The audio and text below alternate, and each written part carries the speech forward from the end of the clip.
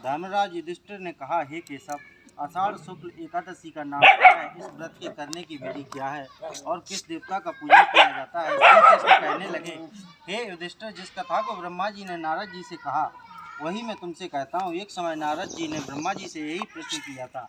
तब ब्रह्मा जी ने उत्तर दिया कि हे नारद, तुमने कलयुगी जीवों के उद्धार के लिए बहुत श्रम किया है, क्योंकि एकादशी का व्रत सब व्रतों में उत्तम है। इस व्रत से समस्त पाप नष्ट हो जाते हैं और जो मनुष्य इस व्रत को नहीं करते वे नरकगामी होते हैं।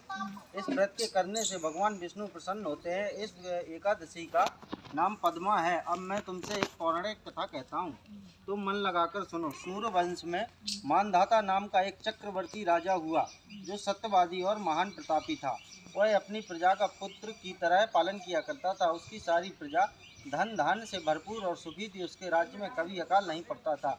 एक समय उस राजा के राज्य में 3 वर्ष तक वर्षा नहीं हुई और अकाल पड़ गया। राजा अन्न की कमी के कारण अत्यंत दुखी हो गया।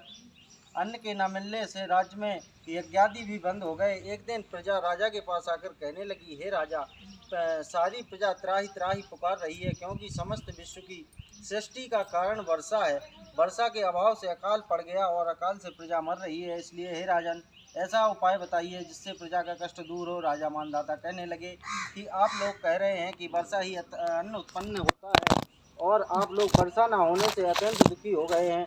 मैं आप लोगों के दुखों को समझता हूँ। ऐसा कहकर राजा कुछ और सेना लेकर वन की तरफ चल दिया। वह अनेक ऋषियों के आश्रम में भ्रमण करता हुआ अंत में ब्रह्मा जी के पुत्र अंगिरा ऋषि के आश्रम में पहुंचा। वहां राजा ने घोड़े से उतरकर अंगिरा ऋषि को प्रणाम किया। मुनि ने राजा को आशीर्वाद देकर कुशल क्षेम के पश्चात उनसे आश्रम में आने का कारण पूछा।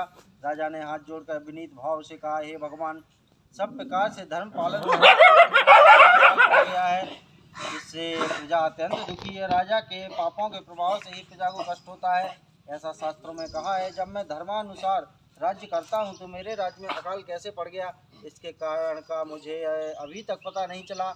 अब मैं आपके पास इसी संदेह को निवृत्त करने के लिए आया हूँ। कृपा करके मेरे संदेह को दूर कीजिए, साथ ही प्रजा के कष्ट को दूर करने का कोई उपाय बताइए। इतनी बात सुनकर ऋषि कहने लगे, हे राजन, यह सतयुग है, सभी युगों में उत्तम है। इसमें धर्म को चारों चरण सम्मिलित हैं, अर्थात इस युग में धर्म की सबसे अधिक उन्नति है। लोग ब्रह्मा की उपासना करते हैं। केवल ब्राह्मणों को ही वेद पढ़ने का अधिकार है। ब्राह्मण ही तपस्या करने का अधिकार रखते हैं, परंतु आपके राज्य में एक शूद्र तपस्या कर रहा है। इसी दोष के कारण आपके राज्य में वर्षा नहीं हो रही है। इसलिए यदि आप प्रजा का भला चाहते हो तो उस शूद्र का वध कर दो। इस पर राजा कहने लगा कि महाराज, मैं उस निरपराध तपस्या करने वाले को शूद्र को कैसे मार सकता हूँ। इस पर दोष से छूटने का कोई दूसरा उपाय बताइए। तब ऋषि कहने लगे, हे राजन, यदि तुम अन्य उपाय जानना चाहते हो तो सुनो। आषाढ़ मास के शुक्ल पक्ष की पद्मा नाम की एकादशी का विधि पूर्वक व्रत करो। व्रत के प्रभाव से तुम्हारे राज्य में वर्षा होगी और प्रजा सुख प्राप्त करेगी, क्योंकि इस एकादशी का व्रत सब सिद्धियों को देने वाला है और समस्त उपद्रवों को नाश करने वाला है। इस एकादशी का व्रत तुम प्रजा सेवक तथा मंत्रियों सहित करो। मुनि के वचन सुनकर राजा अपने नगर को वापस आ गया। उसने विधि पूर्वक पद्मा एकादशी का व्रत किया। उसे व्रत के प्रभाव से वर्षा हुई और प्रजा को सुख पहुंचा था। इस मास की एकादशी को व्रत सब मनुष्यों को करना चाहिए। व्रत इस लोक में भोग और परलोक में मुक्ति देने वाला है तथा कथा को पढ़ने और सुनने से मनुष्य समस्त पापों के नाश को प्राप्त होते हैं। बोलो लक्ष्मी नारायण भगवान की जय हो।